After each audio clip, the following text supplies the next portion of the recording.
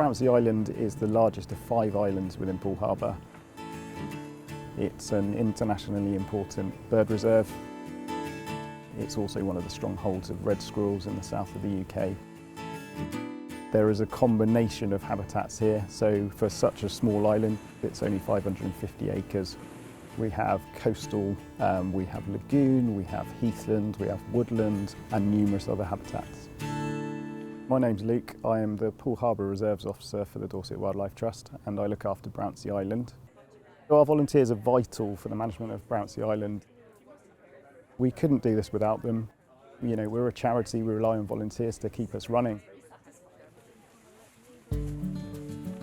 So in the winter we kind of hit all the big jobs that we can't do in the summer. So we're sort of tree felling, we're clearing rhododendron, we're clearing bracken. It's the time of year that we can have bonfires and things like that. We can do lots of clearance work. Today we're working in an area of birch at the top of an area that's called St Andrew's Hill. We're clearing the birch to try and let more light come through to the floor, to the ground, to let an understory grow up. So brambles, honeysuckle, and then we've got small chestnuts and oak trees growing in there as well. So we want a more mixed woodland area rather than just a lot of birch.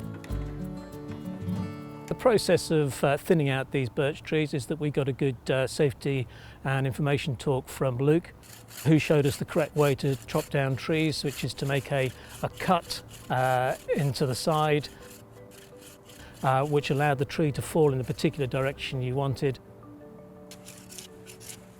And then cut from the other side, and then the tree will come down. And then you can clear it away. So once the trees are down, we sort of clear away some of the branches, lop those out so that you get one long stem.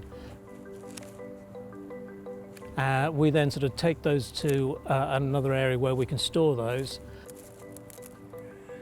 And they're kept there for a while until they're needed to start building fencing, particularly around the hides.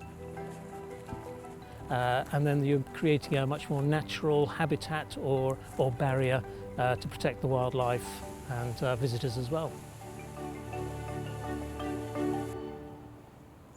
So we're around where the hides are, the lagoon hides. There is birch screening around those. So they'll put posts in, certain distance apart, and then we literally weave the trees in between the posts. And if you weave them alternate directions and keep going like that, building them up, they'll make a really tight sort of screen. So instead of fencing, instead of using wire or panel fencing, we use that and it looks much more natural. Stops the birds on the lagoon seeing people walking down to the hides, and bramble and honeysuckle and things can grow up over it. The volunteers here are so friendly. It's basically like a big family. People here, they treat everybody with respect and politeness. They are very talkative and friendly and chat a lot when we are doing these activities. You know, because volunteering is not just about doing the activities, it's also about connecting with other people and getting to know each other. So we form this community of people, so they will feel welcome and more welcoming to come here to volunteer more often. It's such a special place. It draws people in and they want to stay here. We've got volunteers that have been coming over for 50 years, so it does definitely draw you in. If you're here today, what you get is peace and quiet. You get woodland, lakes, bird life, plant life, all sorts of creatures around you, the red squirrels, the deer.